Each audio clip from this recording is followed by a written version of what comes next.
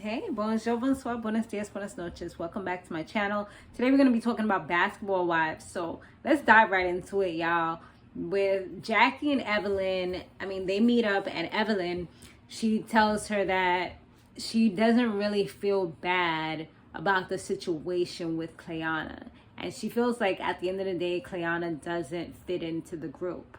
So I'm assuming that she probably got kicked out. We'll see as time progresses, but Evelyn has said it more than once, and she definitely was not in this episode at all. So something going down. She either, if she didn't get kicked out as yet, she definitely got less scenes, so Evelyn has spoken. It's one of those things where you getting blackballed, so you better stop. You better play your cards right and know your position. Like, at the end of the day, these ladies are the OGs,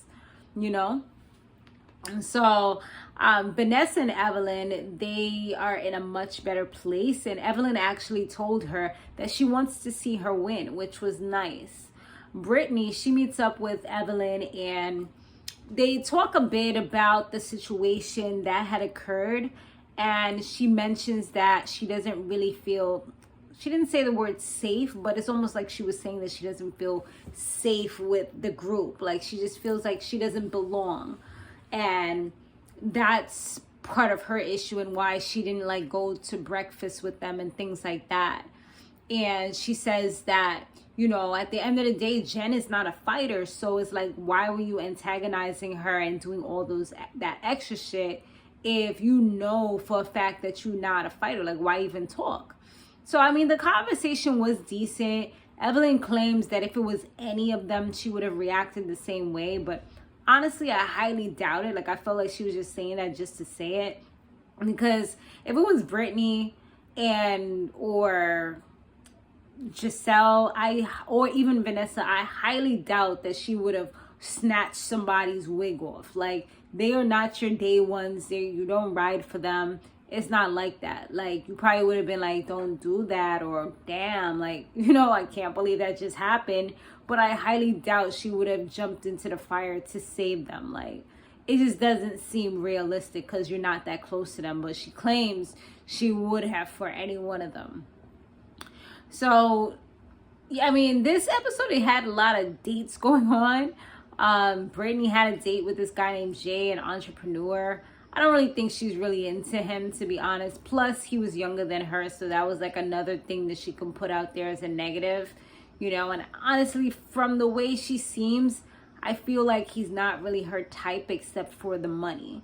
I feel like the money is probably the only thing that would motivate her to want to be with him, because he said that he does pretty well for himself, and the money just pours in, so he doesn't have to worry about that anymore.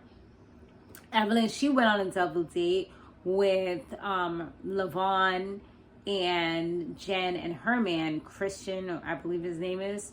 It seemed like a good date, and Jennifer was finally able to meet him and kind of size him up a little bit and see what he is or how he is. And she said he seems like he's a good dude, definitely different from everything else that she's been with or all the other people, but he seems like he could be a good look for her. Evelyn has a foundation. So with that foundation, she had the girls come and kind of share stories with them and have them share stories about domestic violence. And I feel like it was a great thing. She shared a lot. She said that she was chased in the Bronx. Bronx is crazy, y'all. That's where I live. So chased in the Bronx by an ex. And she also said that he had a gun. She said that she got her hair pulled at some points. She got headbutt, which, she's famous for that now. And she said that she also got kicked, and she said her aunt got stabbed. No, her aunt stabbed her ex. So it was just a lot of toxicity that she's witnessed, as well as just experienced herself firsthand. So, and she kept on getting a lot of times the same type of toxic relationships, like maybe not necessarily with the domestic violence, but just like toxic in general, or just they weren't good for her. They didn't know her worth or give her what she was worth or what she deserved in a relationship. Jennifer, she talks about the fact that she went through verbal abuse, you know, and as well as her ex-husband had threw a drink in her face, famously. Like, everybody saw that on the show, you know, as well as she's had this last guy that she didn't even mention him. I mean, he did a lot of things to her, stole her car and all that. So yeah, she's definitely been through the ringer as well.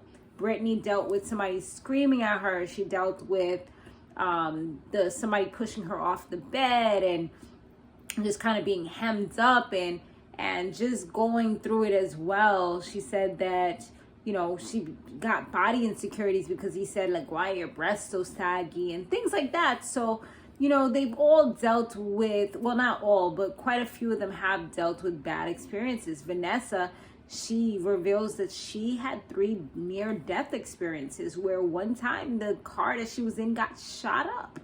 And it was only by the grace of whoever she serves that she didn't die. So, you know, she definitely has a lot to be grateful and thankful for to actually be here today, to be able to even share this story, as well as, you know, her private stuff with her husband, which she made it sound like it's private, but we all know about it because you said it on the show, you know, on TV. Talking about, I've shared some things with Evelyn, you know, that I won't discuss right now, but I was private. But, you know, and I'm like, girl, everybody knows except them at that moment, but they're gonna find out pretty soon, but whatever. Okay.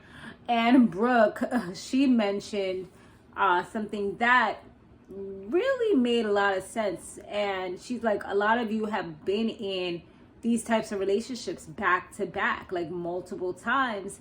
And that's because a lot of people, which is true, a lot of people, they tend to go to what they are familiar with what feels safe, because that's all they know. That's what they're used to. So they're like, you know what? I know this. This feels normal. So they go back to that.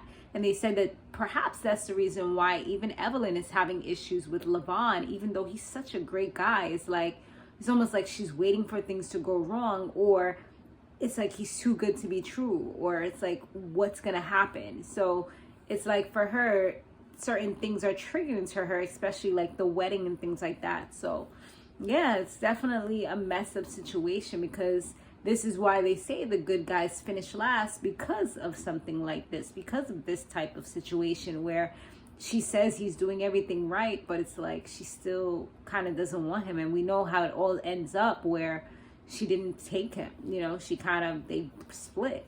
And I'm pretty sure it's because of her own issues, you know, that she has.